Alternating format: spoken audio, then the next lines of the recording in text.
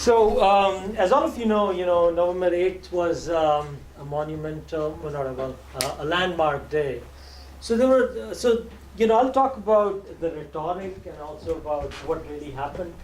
What were the reasons behind demonetization? It was black money, it was corruption, and it was about counterfeit money.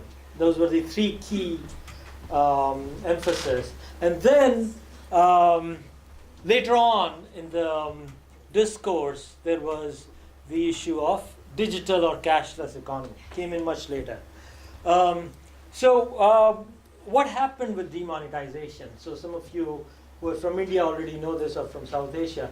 So that means that 86% of the currency was invalidated. So it was not acceptable as, so 86%. So that was the total volume. So this is what it cost, right? So it's like so it's like blood. Think of this as blood, and you take out from a body 86% of the blood. The body goes into shock. So that's what cash crunch did. 86% of the cash taken out. There is a scarcity of cash, right? And it resulted in this, right? Which the two previous speakers nicely explained. So lots of queues, lots of foot soldiers. Most of the time foot soldiers for rich people and for upper middle class, and also most of the poor people. Right? So let's look at the first thing: why black money, and why do we link it with demonetization? Right. So this is what was said in December, right? At the end of the demonetization period, that 97% of the demonetized currency is back. So that's what they have reported, and so that was about 15 lakh crores. 15 trillion. 15 trillion of the money. 97% was back. Right. The initial estimate actually was that about 3 trillion would be back, which is about 3 lakh crores. But anyways, so let's. Oops. So what came?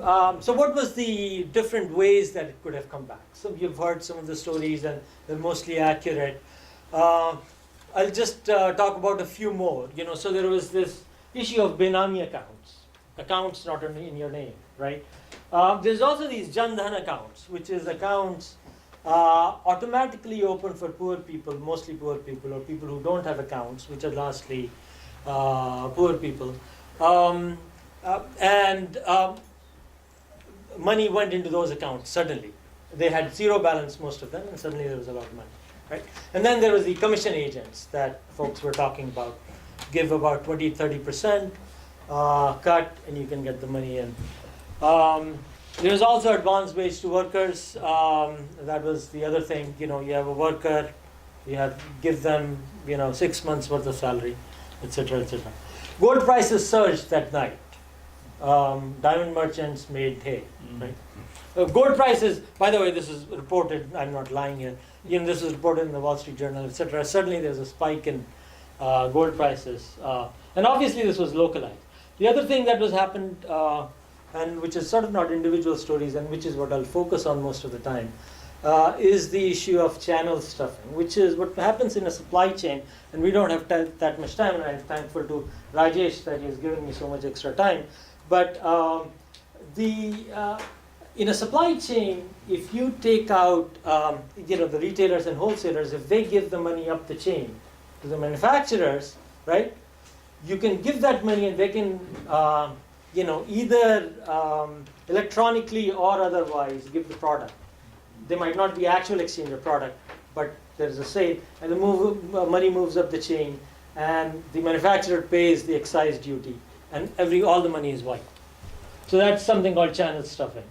And this is a very well documented by the Central Statistical Organization of India, CSO.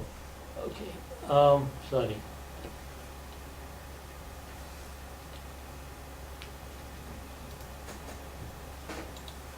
I think I should. Okay. So, so the other thing that happened is, let me get the arrow back because I think this is acting funny. So when we think of black money, this is not really black money. What we're thinking is cash, right? Cash is different from money. Right? So according to most estimates, how much is black cash? It's about 3 to 6%. Various estimates, not my estimates. What black money generation is a different mechanism, right? It's the mechanism in which I, as an industrialist, sells more and, let's say 100 crores worth of goods, but I pay taxes on 50 crores. That 50 crores that I didn't pay taxes on becomes black, right? But that's what that stands for. And and I don't like the term black money because it has this racial, but it just means dirty money. Right? So what we are talking about is two things. One is cash. The other is stock of black money, right? Accumulated black money, right? Which is what really is the overwhelming majority, close to between 97 to 94% is actually black wealth, right? And the estimates are is about for India it's about anywhere between $500 billion, not rupees, to about $1.4 trillion, not rupees, right? And so again, this is global financial integrity estimates, is about 500 billion. Okay. So just, I didn't want to go into too much detail. I just want to talk about this. So some of you go to temples in India. Anybody know what this one looks like?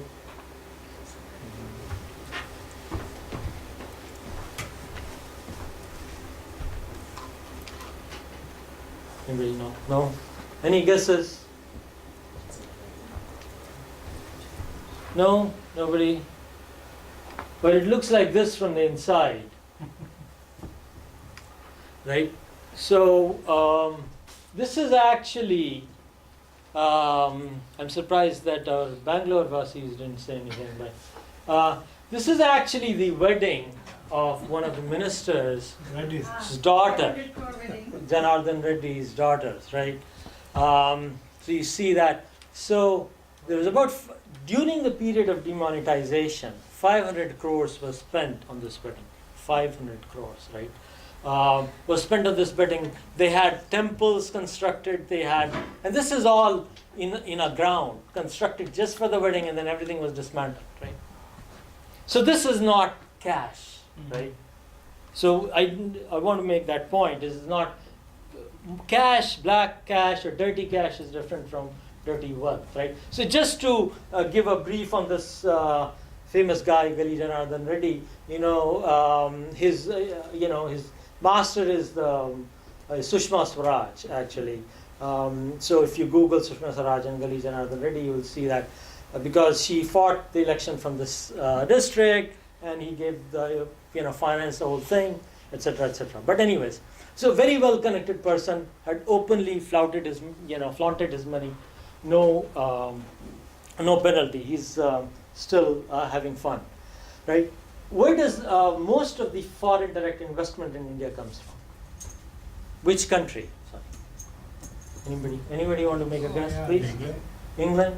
No, Ireland. Singapore. US, right? Mauritius. Singapore and Mauritius. Yes. It's Mauritius. So anyhow, how many of you really know where Mauritius is actually located on a map, right? And don't cheat. I know there is a map somewhere around, right? There is there, right? But I bet you can't see it from there if you can't see my slides, right?